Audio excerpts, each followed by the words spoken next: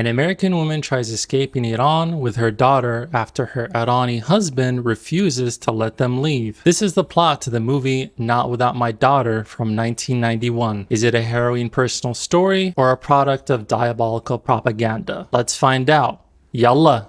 On-screen text says this is based on a true story. It originates from a book of the same name written by Betty Mahmoudi. It's a 1987 memoir detailing the escape of Betty and her daughter, Mahtab, from Betty's abusive ex-husband in Iran. The movie stars Sally Field as Betty. She's best known for her role in Steel Magnolias, and I know her from Mrs. Doubtfire. Hey, it's Alfred Molina. This British-American actor loves acting in brownface roles, like Sheikh Amr in the Prince of Persia movie and Ali Masoud Sadiq in Miski Tango Foxtrot. He's openly Zionist and signed an open letter by the Creative Community for Peace asserting Israel's right to defend itself, justifying the murder and genocide of Palestinian civilians and children, and the ethnic cleansing of millions of people. What a fantastic pick to play an Iranian person. Sayyid Moody, the name of Alfred's character, is a doctor. There's a well-known stereotype that 80% of Iranians hold master's degrees and PhDs. The real figure is around 5%, but the stereotype comes from Iranians going abroad to study for their degrees at highly respected universities. I personally know an Irani doctor scientist who got his degree at the University of Michigan. Moody is reading a newspaper in Farsi. Doctors gossip about him. They say racist things towards him and the Irani people. Iranians would pray themselves back to the Stone Age. They even make fun of the Perso-Arabic script of the newspaper, which is rich coming from a doctor. Generally, it's stereotyped that doctors have horrible handwriting. This scene is completely concocted. Nowhere in the world can you be this disparaging about an entire ethnic group openly in front of everybody at a hospital. These doctors would be fired, but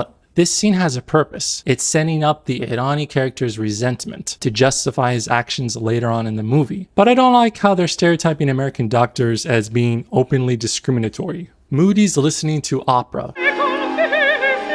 This frames him as an intellectual to set him up for what's going to happen later to be more dubious. It's communicating that even smart, educated Muslims aren't impervious to thrusting their religious dogmatic control onto women. He's reading his story to his daughter, and wouldn't you know it, it's Aladdin. I've covered a number of adaptations of the story on my channel, including Disney's 2 awful attempts. Adding it here smells of Orientalism. In Arab countries, the Arabian Nights are not really revered like how the West loves them. If you're Irani and watching, let us know in the comments if it's the same there. He starts subtly installing the idea of going to Iran into his daughter by talking about the beauty of the country. That is very true. Iran is so beautiful. It has grand mountains and dazzling architecture. Aww.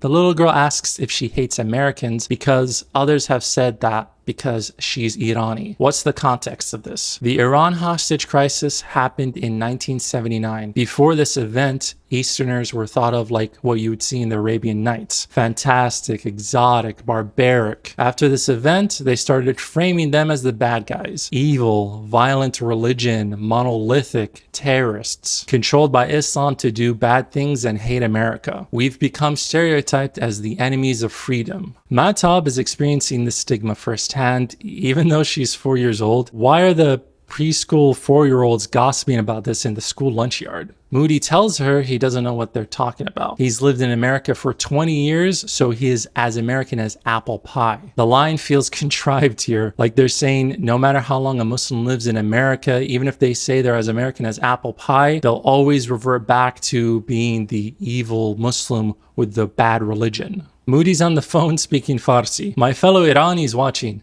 go ahead and rate his Farsi. Is this good or is it bad?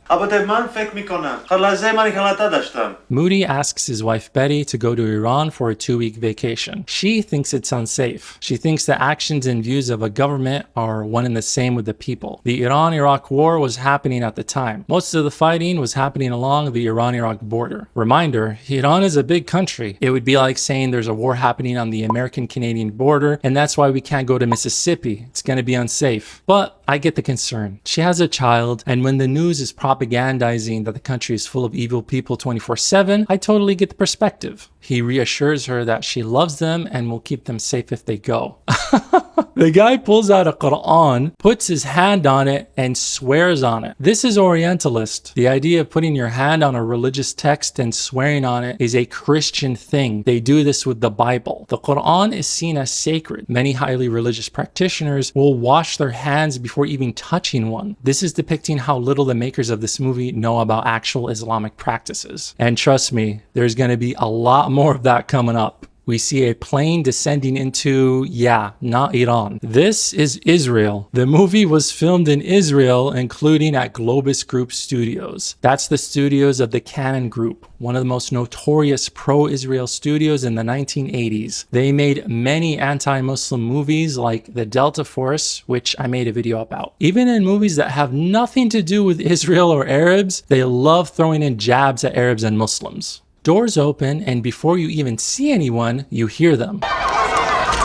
You hear high-pitched wailing, and this is similar to the Arabian Zagruda, an ululation done by women when they're excited or want to express happiness. It is done in Iran too, and I believe it's called the kel. Sally is wearing a headscarf. She's being respectful of the head covering laws in Iran. But notice how her chest is showing? The idea is to cover all the skin and hair except for the face. It's an interesting detail, like she knows to cover her hair but doesn't understand the reason why. A gigantic crowd of people greet them. This reminds me so much of Kuwait. The whole family comes to welcome people arriving at the airport. I've even seen families hire musicians to greet them in a really beautiful way. It's one of the many wonderful things about Arab and Iranian culture. The family love is on another level compared to the rest of the world. While they're getting certain aspects right, I want to remind you that all these people are likely Israelis. They're dressed up in Irani chadors, the name of the woman's covering in Iran. A man picks up Matab and says, "Moonlight, you are moonlight." That's the meaning of her name. Matab translates to moonlight, but he's also complimenting her. The moon is seen as beautiful in Islamic-based cultures because of the connections with Islamic traditions. People are named after the moon, like Matab in Farsi meaning moonlight, and Badr in Arabic, which means full moon. Comparing someone to the light or beauty of the moon is poetic and loving. Moody's sister brings Betty a gift, an abaya, which is the full covering for a woman. The Irani style is called a chador, but the way this is filmed looks like Betty isn't really happy to get the gift. It's more like, you better put this on. I'm getting the feeling Moody's family is ultra conservative. Look at this shot of Israel, but they make sure to put up images of Ruhollah Khomeini and flags of Iran. Ayatollah Khomeini was the leader of the Iranian Revolution who overthrew Mohammad Reza Pahlavi and turned the country into an Islamic republic. There's a cult of personality around him in the country, and it's set up that he is a direct descendant of the Prophet Muhammad. He is a revered religious leader.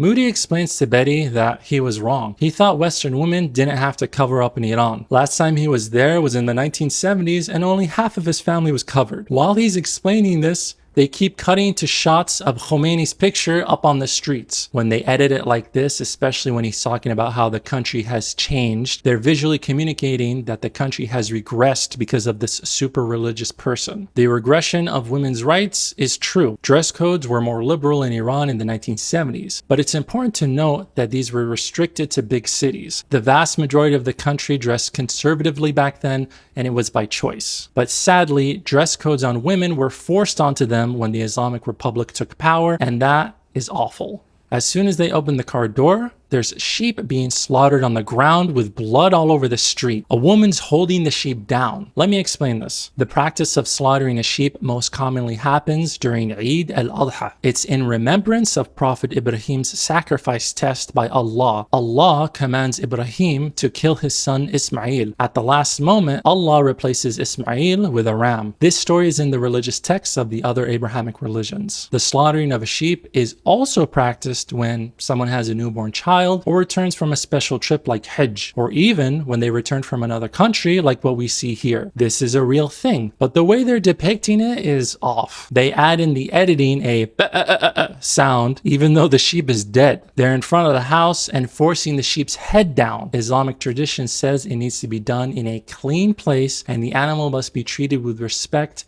and calm before the slaughter happens. Moody tells Betty it's a custom to step over it. This is not a typical Islamic tradition. It's more of a cultural practice not done by everyone. Regardless, do you think they put this into the movie to authentically highlight a cultural practice? I don't think so. The whole sequence feels like a horror movie by the way it's shot. There's extreme close-ups, Mahtab is screaming, Betty is confused. Why didn't Moody prepare his wife about this and tell her? It's strange, but I know why they put this in here. They want you to think the culture is backwards and barbaric. In America, the killing of animals is done at factories. People don't see it firsthand and they don't experience it in everyday life or for celebrations. In large parts of the world, people still slaughter animals in front of other people. And yeah, there's a lot of people who don't like watching it themselves. Even Muslims. Listen, I'm vegetarian. I won't hurt or eat animals because I love them so much. That doesn't stop me from understanding the cultural practices of people. I'm not going to take part and avoid watching it, but I respect the practices and cultural traditions of people when it comes to stuff like this. Betty walks onto a roof overlooking people praying, and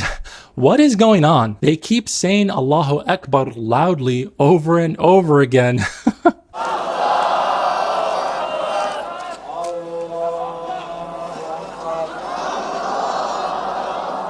People, this is the midday prayer, likely the Asr prayer. This prayer is done in silence. You don't say anything out loud during it. Only the Imam, the person leading the prayer, is going to be saying Allahu Akbar so people know when to transition to the next rak'ah or prayer position. Allahu Akbar, alhamdulillah.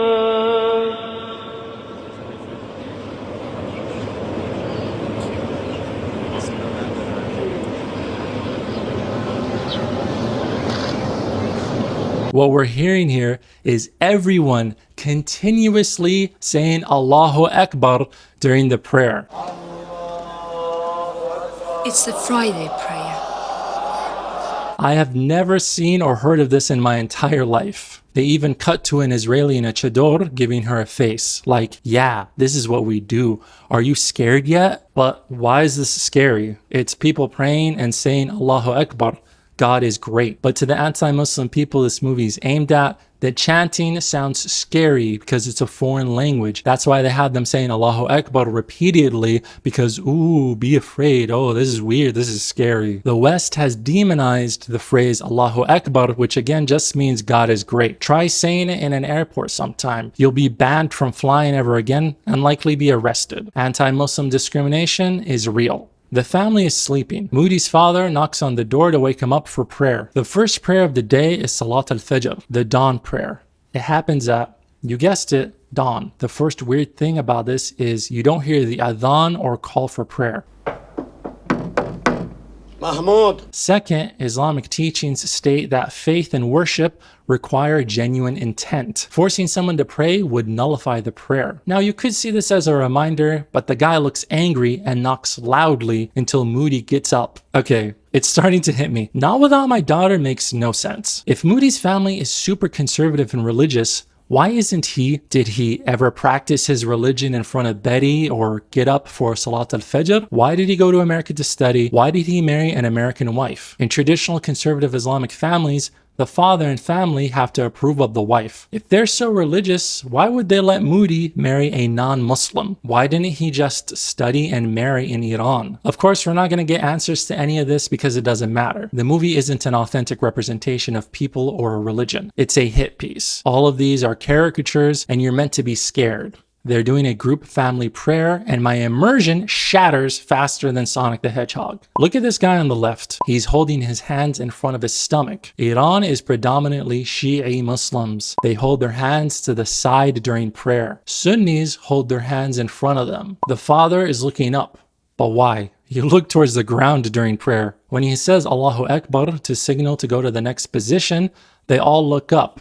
That's wrong. Allah. And it's the first time these two guys have ever done a Muslim prayer. They have their palms facing them and in the wrong position. Their palms should be facing outward. You would bring them up to your head like the man in the middle. They're so dumb. They have no idea what actual Islamic prayer looks like. But you know what? Who gives a flying zegga? It's all the same to the idiots making this movie. They don't care about getting something this idiotically simple right. Last thing. Listen to Baba Haji recite Quranic Arabic. Bismillah ar-Rahman ar-Rahim. Qul huwallahu ahad. It is bad, and that's because this actor is Israeli. The family's walking around town. All of a sudden, a truck stops and a woman runs out brandishing an AK-47.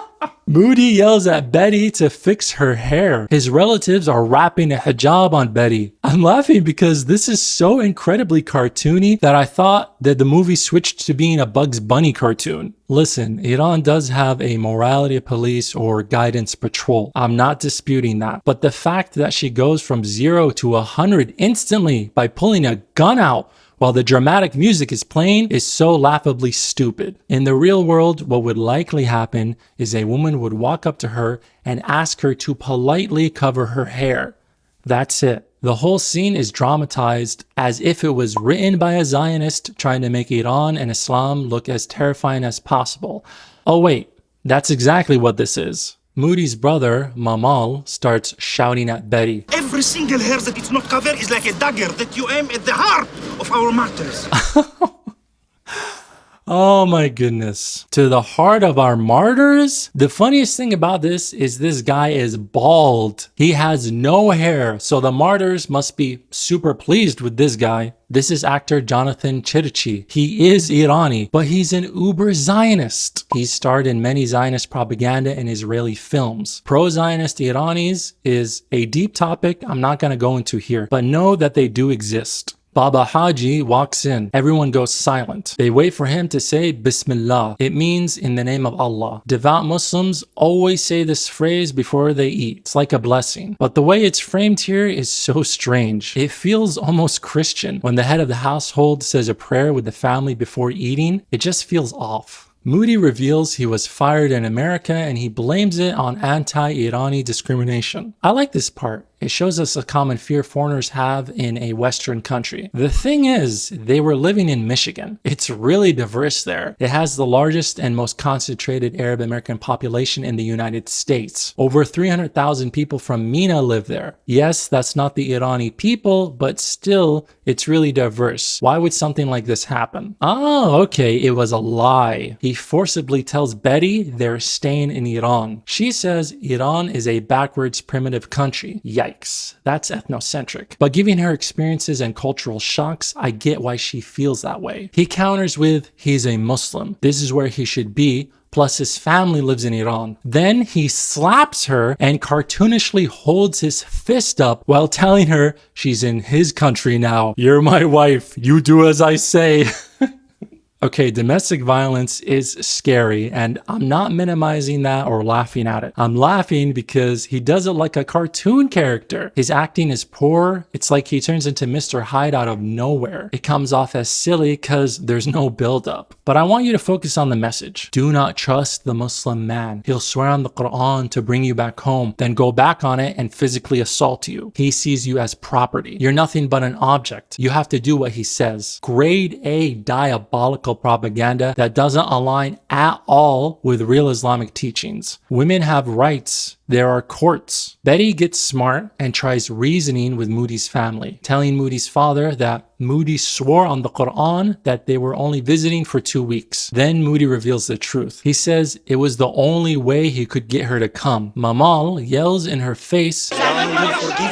The family erupts and everyone sides against her. There's a massive contradiction here. If the family really is super religious, why don't they abide by Moody swearing on the Quran? He says he did do that. The family would likely confront him about it and side with her, but they don't. The intention of the scene is to make you think that you should distrust Muslims. They'll go back on their word even if they swear on their holy book. Their beliefs are a facade.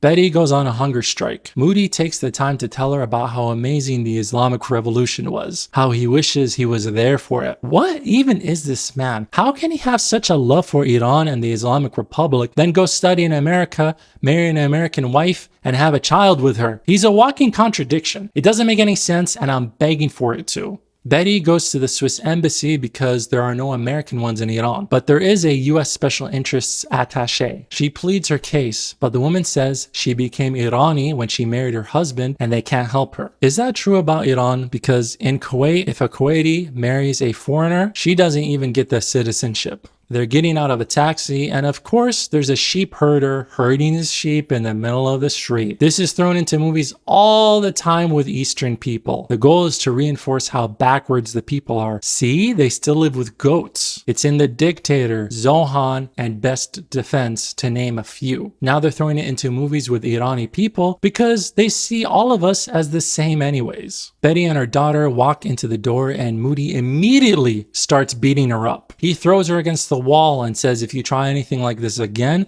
I'll kill you. This is revolting in general, but the added layer here is framing Muslim men as wife beaters who threaten their wives with death. It is highly Islamophobic. A man can't physically assault a woman in Islam, control her movement, and threaten to kill her without any repercussions. Let's be crystal clear. This movie isn't showing us a critique on husband-wife dynamics of a culture. It's making a judgment call on what they think is their understanding of the religion. See, Muslim men will beat you, they'll threaten to kill you, and their family will side with them when they do it. My lovely friends, this can happen in real life, but women have protections in Islamic countries. They can go to the police, they can go to the courts, they can go to religious imams. Majority Muslims have laws, including Iran. This doesn't reflect the majority of Muslim families in the real world. Please remember that. Betty uses her womanly powers, her beauty and her brains. She says she wants to make it work, but wants to move out of the house. You know, with the 10 people who hate her living guts and are ready to attack her at any moment. Moody says his uncle is a mullah and he's visiting tonight. He tells Betty she has to wear a chador. The supposed Islamic mullah starts talking and he has an Israeli accent thicker than a boulder. Why you wear chador? This is Yaakov Banai. He's Israeli. I want you to notice that he's wearing a black turban. In Shi'i tradition, the black turban is worn by a Sayyid. They claim to be a direct descendant of Prophet Muhammad. Having an Israeli Jew wear it as a costume is deeply offensive on multiple levels. They zoom in on his face and make him eat the greens in a weird, strange way to make you think he's disgusting, and then he indirectly coerces her to take Quran classes taught in English. At the Quran class, Betty meets an American woman named Ellen. She and Moody go over to her house for dinner. Ellen's husband bonds with Moody over kidnapping and force converting her. She couldn't adjust. Could you, Ellen? It took quite a time before she understood how to be a good wife. You know, normal Muslim things to gloat about right in front of the wives you're abusing. The women are alone, talking in the kitchen. Betty asks if Ellen's husband ever gets violent. She says, not in the States. The implication is that he has gotten abusive towards her in Iran. It reinforces the movie's idea that Muslim men become violent once they return to their Muslim birthplace. Ellen says, "You're not supposed to, you know, it's not Islamic." Islamic scholars and schools of thought have debated the topic of using physical violence against your wife for centuries. Many Muslims today reject domestic violence and believe it goes against Islamic teachings. But there are Quranic verses that support it. But this isn't unique to the Quran. The other Abrahamic religions have difficult passages that are just as harmful towards women. But most people aren't walking around trying to follow the worst parts of their religious texts. Most people are good. They focus on the parts that teach compassion, love, and kindness. We can criticize a religious idea without assuming everyone who follows that religion believes or acts on it. This distinction is important. Betty asks Ellen to take a letter to the embassy for her. Ellen warns her if she gets caught, they could execute her for this. Yeah, that's an exaggeration. Moody lets Betty go out by herself for the first time since kidnapping her. She goes into a store where she meets an Irani named Hamid, and he lets her use his phone. This is actor Sasan Gabai. He's Irani. Ha ha! You wish. Of course he's Israeli. He speaks English. He's sympathetic to Betty's situation, and he likes America. This is weird. They're throwing in a normal Irani. I thought they were all supposed to be characters in this movie. Mahtab is having a hard time at school. Moody asks Betty to accompany her. He tells her that all the women at the school are devout and she's gonna be watched. You're constantly fear-mongering and surveilling this woman. Are you sure she's not a Guantanamo Bay prisoner? because you're treating her like one. This scene ends with him looking evil while saying, Islam's the greatest gift I can give my child. I'm sorry, but not even Doc Ock can sell this Lord Dark Helmet sounding line. Betty is at the school when, out of nowhere, an explosion goes off. It's wild because it reminds me of the recent Manab school bombing. Americans bombed a school and murdered an estimated 130 children. They're investigating themselves and won't admit they did it yet. Sad. Betty tells Moody that he promised that they'd be safe. He explodes, saying it's all America's fault. Iran is in a war against Iraq at this time, but this moment isn't a hammer of truth. Remember the framing. To the audience watching, they'd see this as just another way Moody and Iranis are crazy. Blaming Americans sounds psychotic to the audience because they think of America as the good guys. Well, wouldn't you know it, Ellen, who's been psychologically manipulated by her awful husband, told him about the letter. She's got black eyes and a scar, implying he beat her. He yells at Betty, It is your duty as a wife to tell your husband everything. This scene is brainwashing you into thinking Muslim women are cattle. You can beat them and they have no privacy. Every breath they take is solely for their husband. Sick. Betty and Mahtab are walking back to the school. Moody sees her. He immediately charges her and starts mercilessly beating her right in front of the teachers at the school. He even slaps Mahtab, then mounts her and continues beating her up. He drags her out of the school and is yelling that he's gonna kill her, cut her up.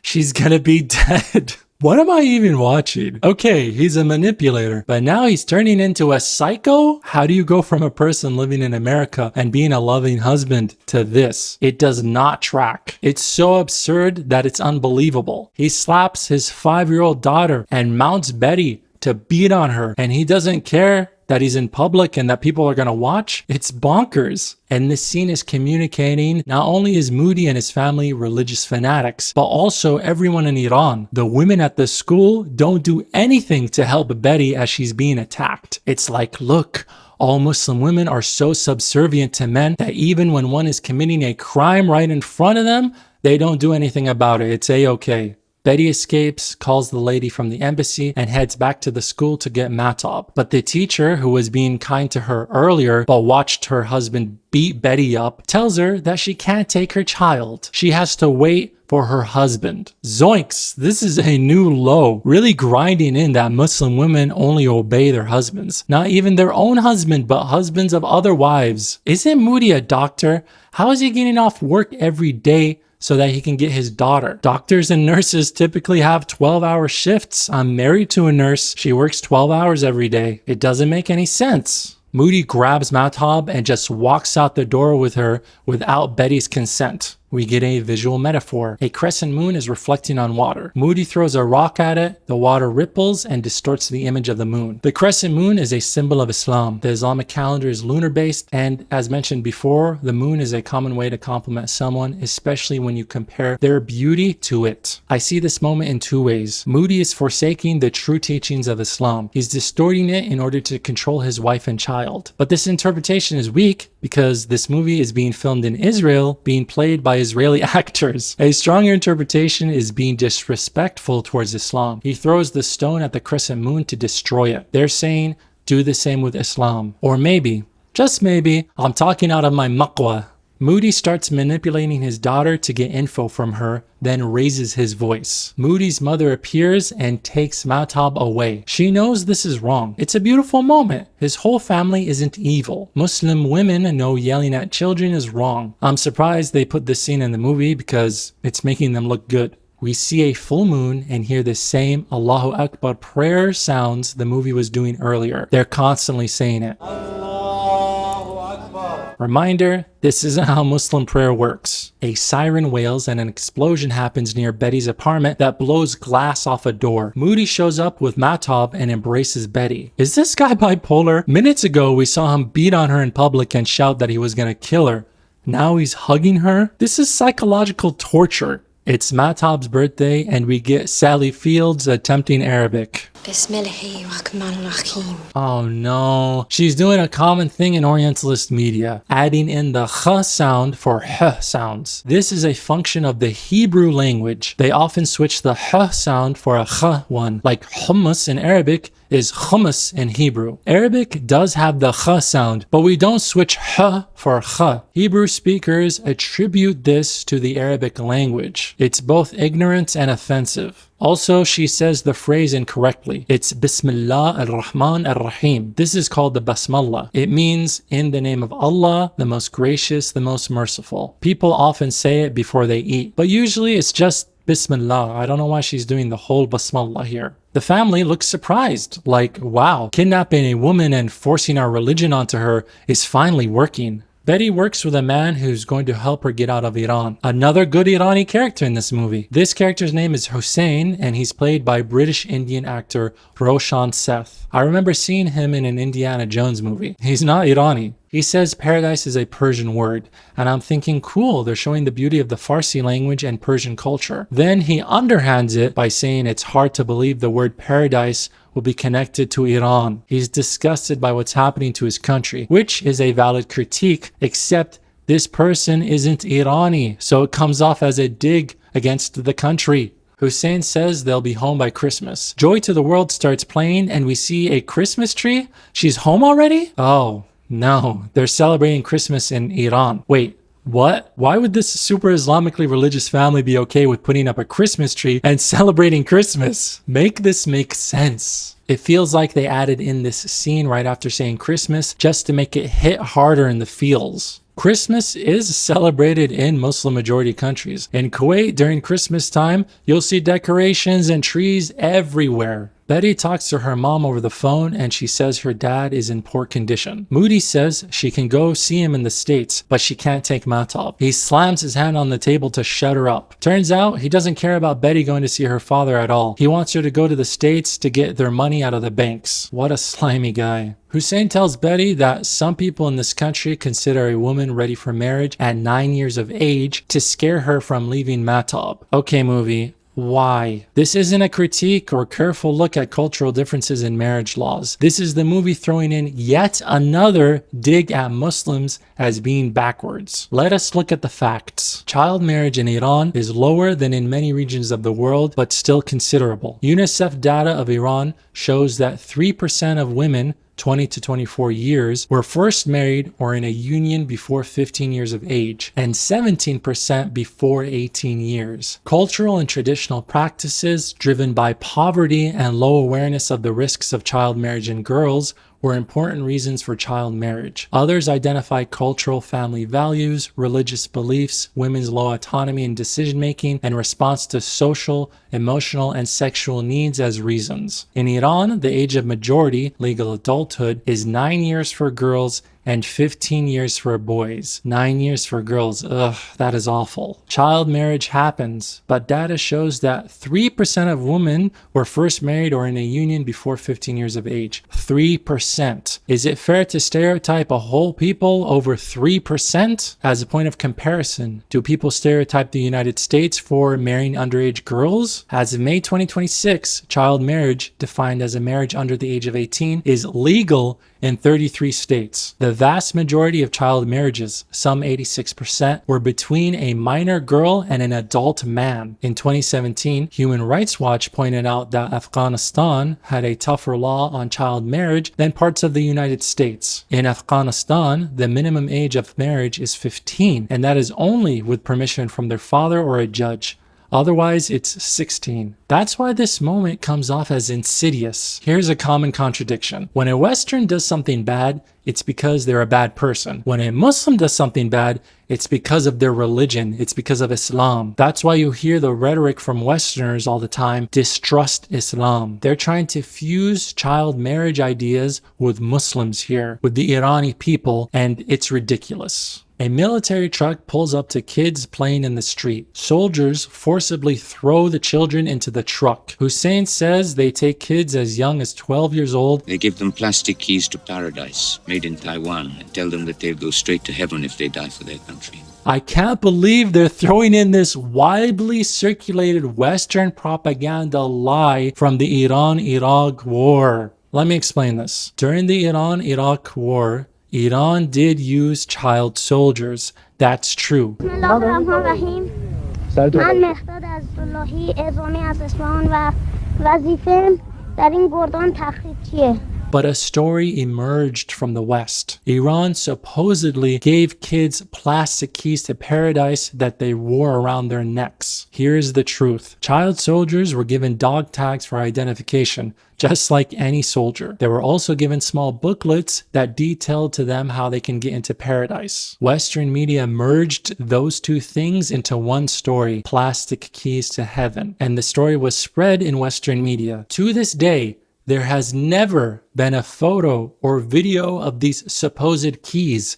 Not one. Iran has denied the story, and Irani war memorials don't mention any of this. So this movie is propagating this bogus story as a fact. It's propaganda. The idea that they snatched little boys up from a field while they're playing football, I don't know if that's true. It's more likely they brainwash the kids, makes them think this is what they need to do to please the supreme leader and go to heaven. It's horrifying and indefensible either way that children were used as soldiers. The family is watching war footage on TV. Betty escapes the house with Mahtab. The manipulative music gets loud and it starts cutting to images of Ruhollah Khomeini.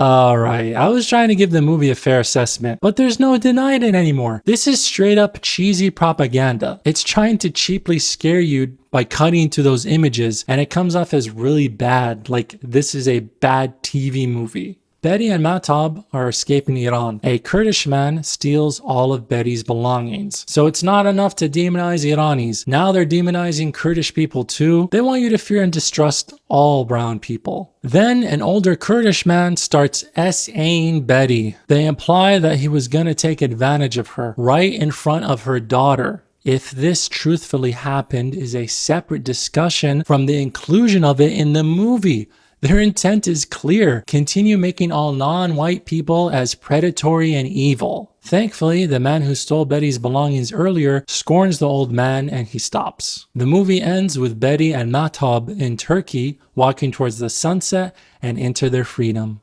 What do I think of Not Without My Daughter? Where do I start?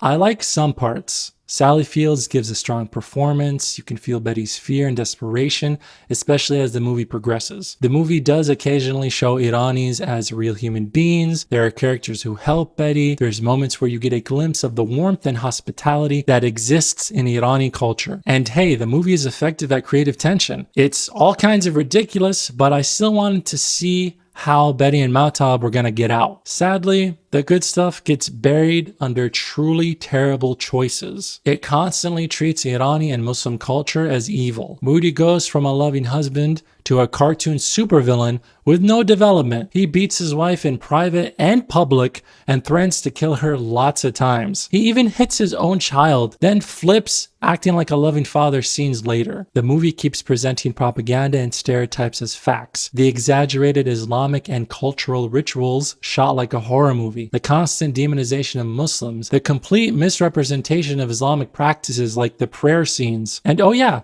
the plastic keys to paradise. They portray every brown person as someone you should fear. And finally, but not leastly, this was shot in Israel and the majority of the cast are Israelis in Irani brown face. Where is it going on the Habibi movie tier list? Halfway through the movie, I was thinking, okay, this might be going enough. There are real problems in Iran. There are real problems with the Islamic Republic. There are real stories of abuse. Betty's experience was real and her story deserves to be taken seriously. But criticizing a government, criticizing a culture or religion, that's one thing. Turning an entire people into monsters is another. They stop hiding it towards the end of the movie. They're throwing in well-known propaganda, demonizing Irani people, demonizing Muslims, and framing ordinary religious practices as something horrifying. I started double checking if this movie was officially made by the Israel or US government. So with all of that in mind, there's no way I can put Not Without My Daughter in F tier. I'm putting it in Z tier. I'm sad because this movie had so much potential. There are women who experience events like this in real life. They're promised one thing, then betrayed when they enter the country of their husband. It happens. But Not Without My Daughter tragically uses this real issue for propaganda to tell you an entire group of people is scarily dangerous. An entire religion can't be trusted. You can tell a story without turning an entire group of people, a religion, into monsters. But sadly, that's what Not Without My Daughter is doing. It's easy to fear people when you stop seeing them as individuals. Be careful of that. People are not stereotypes. Cut through the stereotypes and propaganda. Talk to people. Empathize. Learn. That's how we make society better for everyone.